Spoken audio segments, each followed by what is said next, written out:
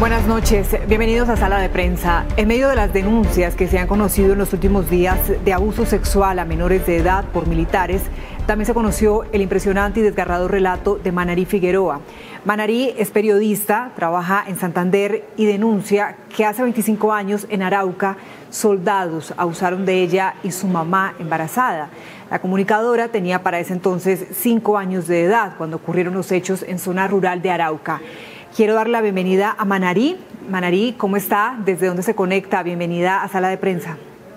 Muchas gracias por la invitación, agradecida por este espacio para poder visibilizar la situación real por la que pasa el país en este momento. Estoy en mi oficina, en el medio de comunicación para el que trabajo, que es un medio independiente y del que soy socia. Muy bien.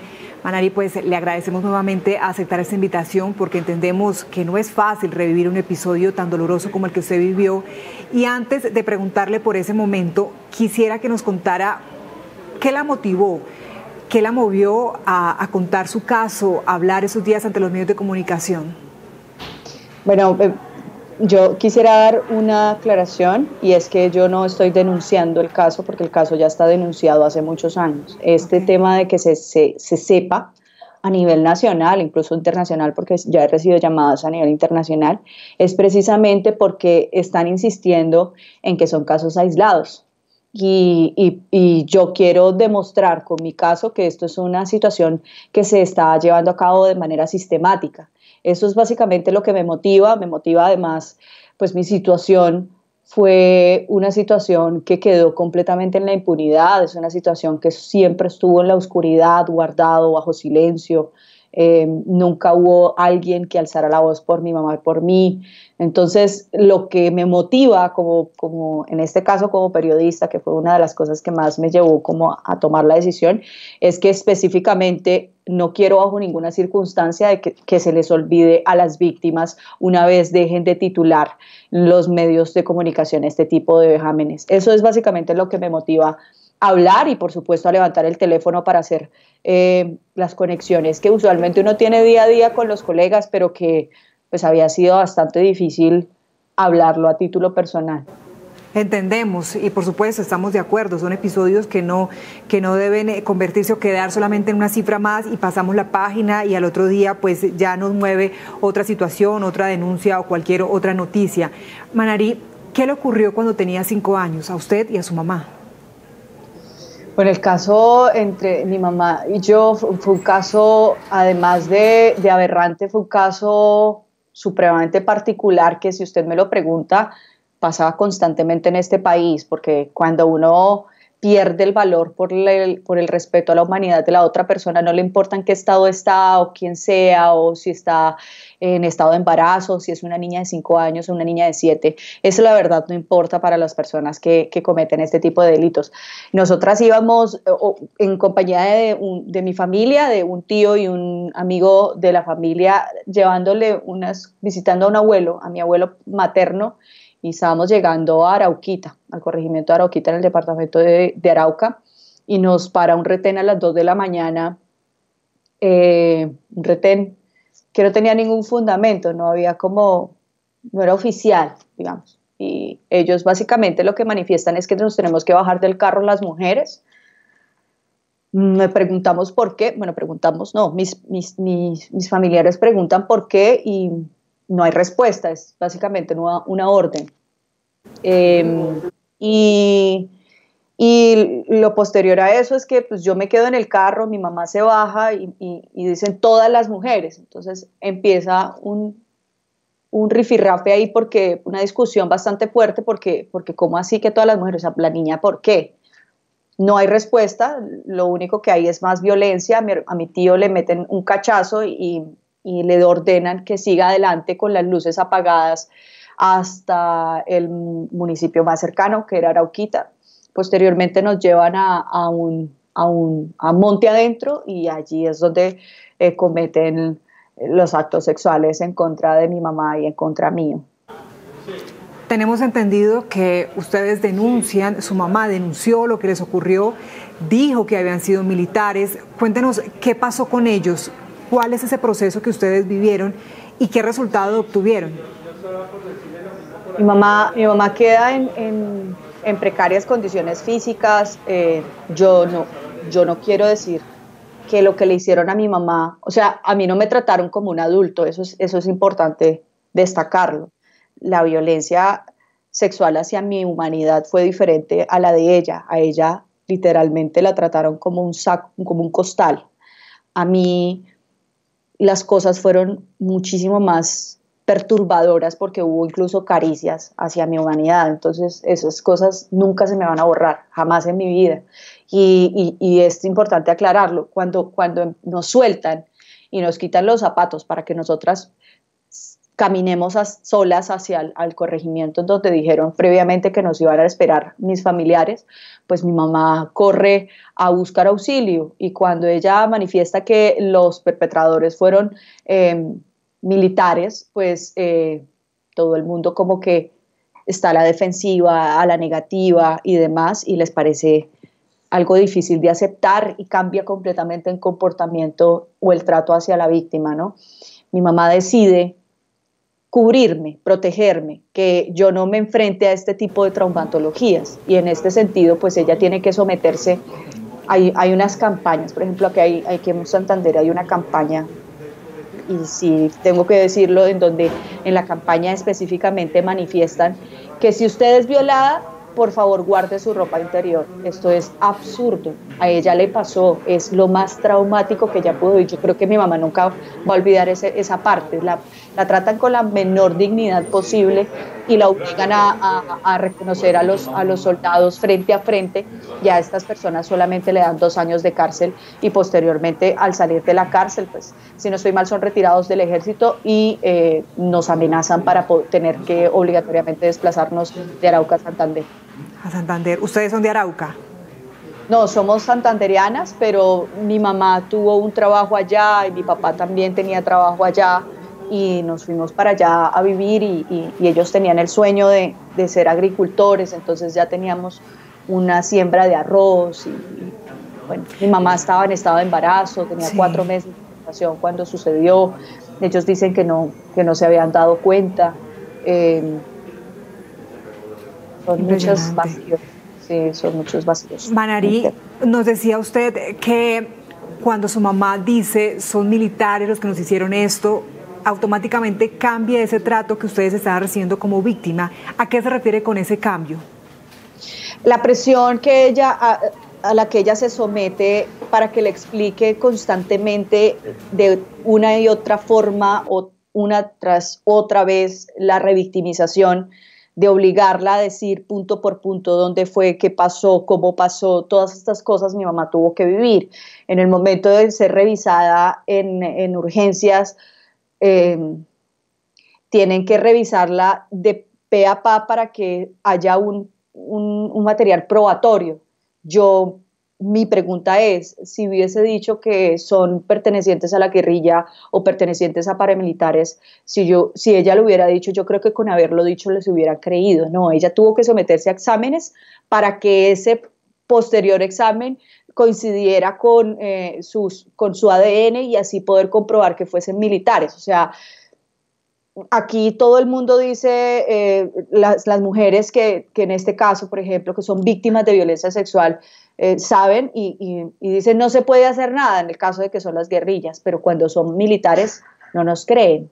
Entonces es inaudito el trato que le manifestaron a mi mamá y todo lo que tuvo que vivir, y por eso ella incluso me cubre, que en su momento pensó que yo nunca lo iba a recordar, pero que posteriormente el deterioro psicológico y emocional mío le dio para sentarme y hablar conscientemente conmigo. Pero posteriormente a eso, por ejemplo, cuando hubo cárcel para ellos, a nosotras jamás nos acompañaron. El Estado nos olvidó completamente. Yo nunca tuve un tratamiento psicológico, ni una visita del cómo estoy, de cómo quedé, de qué pasó, ni con mi mamá tampoco.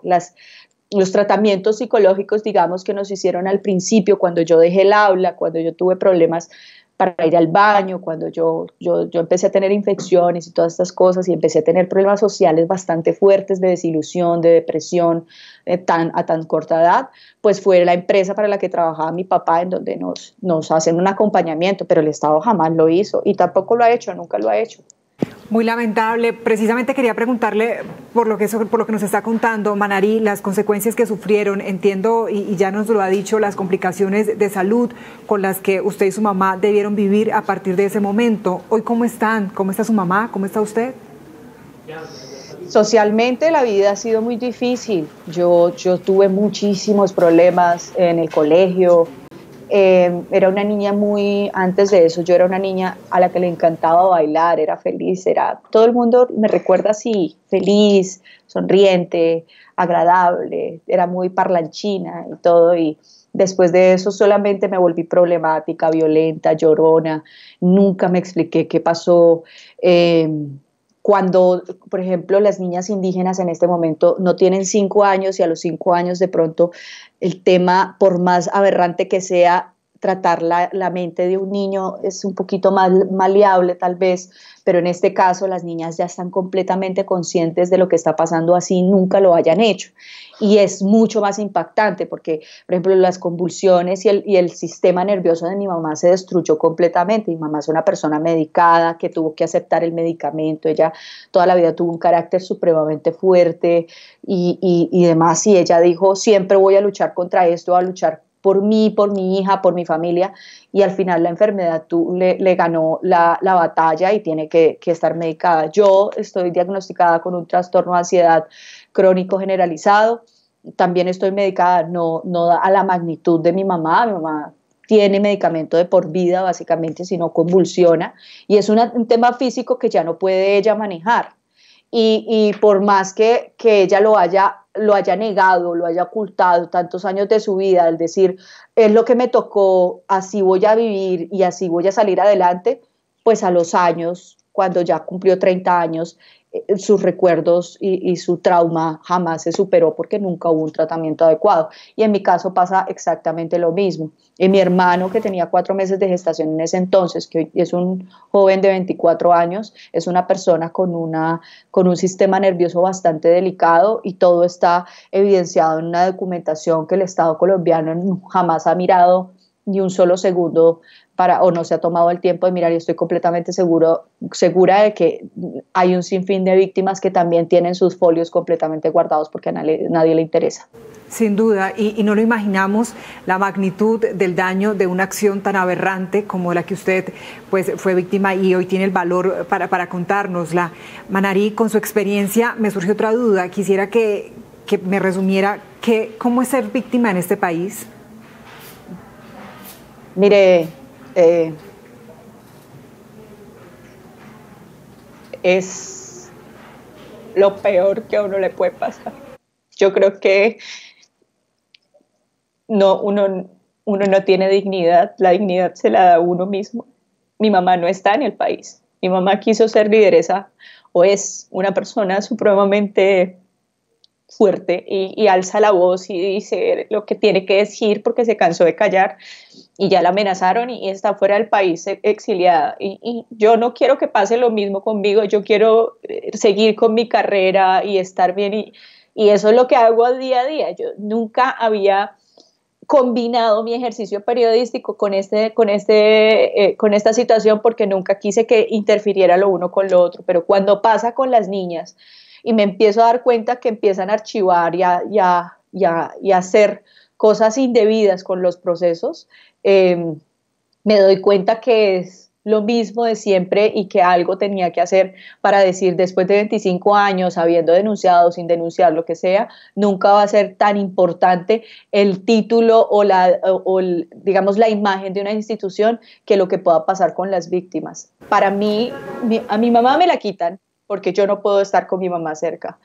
Yo no tengo ningún tipo de acompañamiento, jamás en mi vida. Yo tengo unos cuadros muy pausados. Hay días grises, hay otros días que son demasiado oscuros, hay otros días en donde son muy lindos porque me acuerdo que tengo que vivir una vida plena por mí, por mi hijo, por mi familia, por muchas cosas, y trato de hacer todo lo posible por avanzar.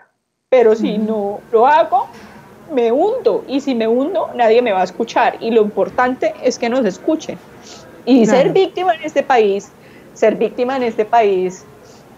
es lo peor que le puede pasar a uno, porque uno tiene que vivir con ese calvario y aún más con el calvario de que de pronto a uno no le crean, o vivir con la vergüenza, o que le digan a uno que es un atenido por ser víctima, o muchas cosas que pasan, o un pobrecito solamente, pero cosas reales de capacitación, de acompañamiento, de reincorporación, de reconciliación del tejido social, de todas estas cosas es muy difícil. Hay instituciones que lo hacen, la Defensoría del Pueblo lo hace, la Jurisdicción del Especial para la Paz toma, digamos, información para poder, o la Comisión de la Verdad para trabajar en el esclarecimiento de la realidad de este país, pero más allá de eso no hay mucho, la verdad, no hay mucho.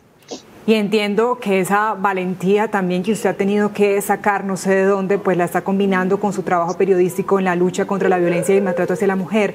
Me genera también otra duda, Manary, y es, en medio de este proceso, ¿cuenta usted, por ejemplo, ahora con algún tipo de acompañamiento profesional? ¿De ayuda en este momento? No, a mí nunca ha pasado. Yo la única vez que quise... Bueno, cuando fui a la fiscalía a decir, oiga, es que yo quiero denunciar mi caso y mi caso no está en la fiscalía y demás, me dijeron estos casos de violencia sexual hacia comunidades por parte del Ejército Nacional no se toma acá, se toma en otras instancias. O sea, básicamente mi situación está en la Defensoría del Pueblo. Y yo nunca, o sea, siempre supe que había algo muy malo en mí, pero nosotros en mi familia aprendimos a normalizar la manera en cómo nos comportábamos y socialmente es muy fuerte.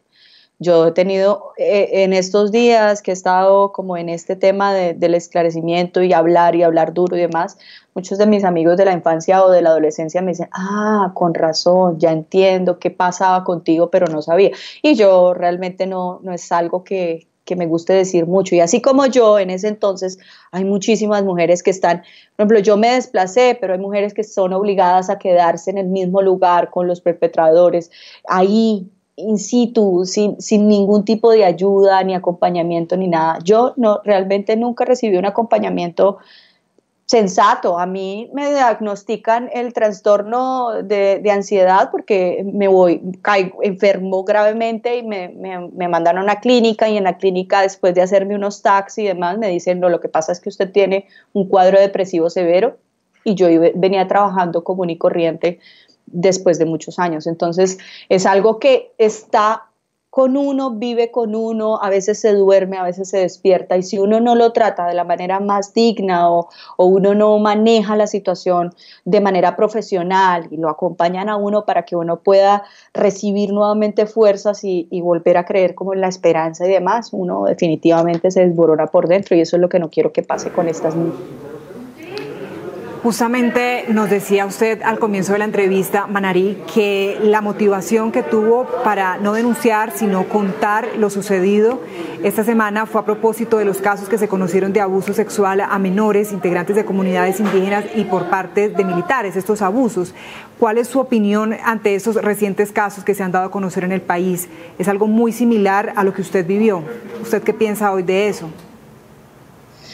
Yo pienso que no es verdad que solamente sean casos aislados. Mire, yo he estado haciendo un análisis consciente de lo que está pasando y del poder argumentar del por qué no es. Y es que si a mí me preguntaran o me dijeran que esas personas que hacen parte de las instancias militares se quitan el uniforme y guardan su arma para cometer estos crímenes, digo que sí, que son casos aislados.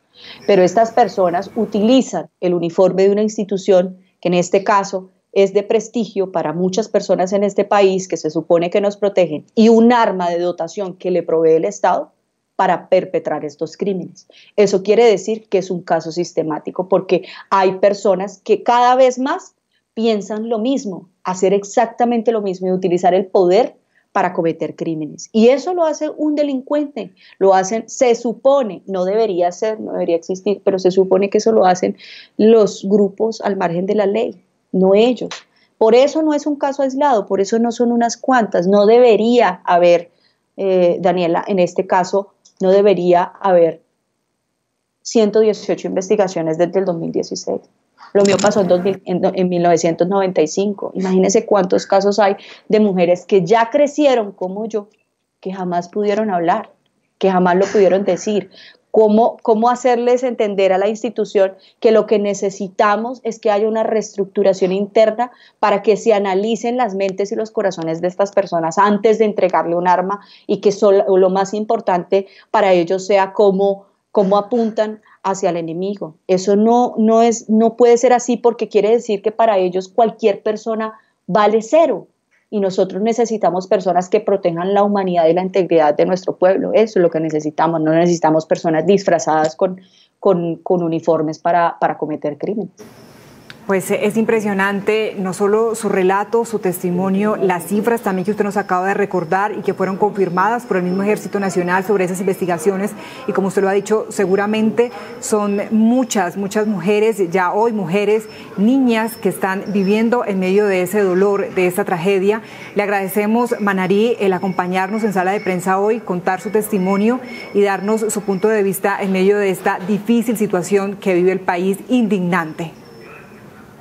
Muchas gracias a ustedes por el espacio. Es importante señalar que debe haber un acompañamiento, que no nos dejen solas, que no es que esté aprovechando la situación. De verdad, para nadie, para ninguna víctima, sobre todo de violencia sexual, es fácil decir: a mí me violaron y estoy viva para contarlo. Eso no puede ser así, porque lo que más quisiera uno es poder olvidar, y al no poder olvidar, lo único que queda es superar.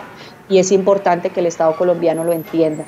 En este momento, incluso con el tema de la pandemia, los estados emocionales están a reventar, y en este caso pues a nosotras nos queda muchísimo más difícil, porque a pesar de tener que vivir con esto, nos toca estar viviendo o asimilando como estamos día a día. Y lo que sí reclamo como víctima de violencia sexual y exijo es que se le haga un acompañamiento de total dignidad y un proceso de recuperación de la integridad de estas mujeres y de estas niñas que son víctimas de violencia sexual, no solo por parte del Ejército Nacional, sino por cualquier grupo armado en este país. Me uno a ese llamado. Manary Figueroa, muchas gracias por acompañarnos. Nosotros hacemos una pausa, pero al regreso nos acompañará Ricardo Ospina para contarnos qué tiene hoy en su radar. Ya volvemos.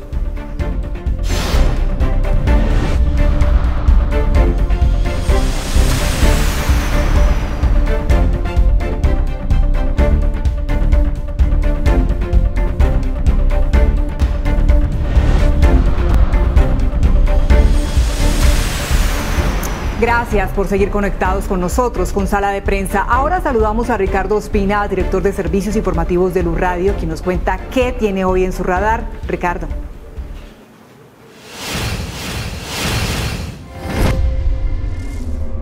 Muy buenas noches. Hoy entra en el radar en Sala de Prensa en Noticias Caracol Ahora el caso del joven Dylan Cruz, un estudiante de bachillerato de 18 años de edad que murió víctima del disparo de un arma menos letal a manos de un agente del Escuadrón Móvil Antidisturbios de la policía. Un caso que se convirtió en emblemático y que se convirtió en el símbolo de quienes están pidiendo unas reformas profundas a la policía por posibles abusos y por posibles excesos, dentro de lo que en su momento, en noviembre del año pasado, fueron las marchas y movilizaciones dentro del paro nacional convocado en contra del gobierno del presidente Iván Duque. Dylan Cruz murió víctima de una beanbag en la parte posterior de su cráneo el sábado 23 de noviembre a las 3 de la tarde, cuando en la calle 19 con carrera cuarta, en pleno corazón de Bogotá, se estaba retirando con un grupo de estudiantes que estaban manifestándose y bloqueando la vía, y el capitán Manuel Cubillos, de acuerdo con las evidencias que hay en poder de la Procuraduría y de la Fiscalía, disparó un arma menos letal con esta bolsa de balines que impactó el cráneo de Dylan Cruz, quien cayó tendido en el asfalto y murió algunas horas después en el Hospital San Ignacio en pleno corazón de Bogotá. La noticia hoy es que la Procuraduría finalmente, y 8 meses después, abrió una investigación disciplinaria al capitán Manuel Cubillos para que responda por un eventual uso excesivo de la fuerza en este procedimiento. Dentro del documento que ha conocido en primicia Sala de Prensa, se puede observar que, entre otras cosas, se están recopilando todas las pruebas, documentos y testimonios que se han venido conociendo en los últimos meses. cámaras de video que tomaron imágenes del sector han sido compiladas, también testimonios, entre otros, del comandante del ESMAD, pero hay un elemento bien importante dentro de todo esto y es un dictamen de la Fiscalía que señala que el rango máximo del arma que disparó el capitán Cubillos era de aproximadamente 22 metros y la distancia que había entre Cubillos y Dylan Cruz era de 23 metros. Un punto a tener en cuenta en la investigación, pero como lo decimos, lo que busca indagar la Procuraduría es si el capitán Cubillos hizo o no excesivo uso de la fuerza, porque de acuerdo con los videos que se han podido conocer de ese día, no estaba siendo ni hostigado ni amenazado por parte de los manifestantes. De hecho, la distancia que había entre unos y otros, como lo decimos, era más de 23 metros, de acuerdo con el dictamen de la Fiscalía.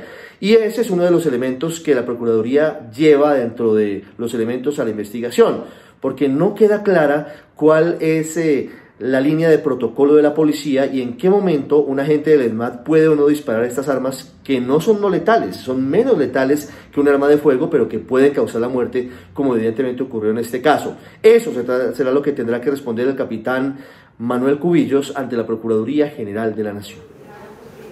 Ya veremos entonces qué pasa. Gracias, Ricardo Ospina. Así llegamos al final. Los dejamos con el programa Signo Pesos. Gracias nuevamente por conectarse con nosotros. Somos Sala de Prensa. Buenas noches.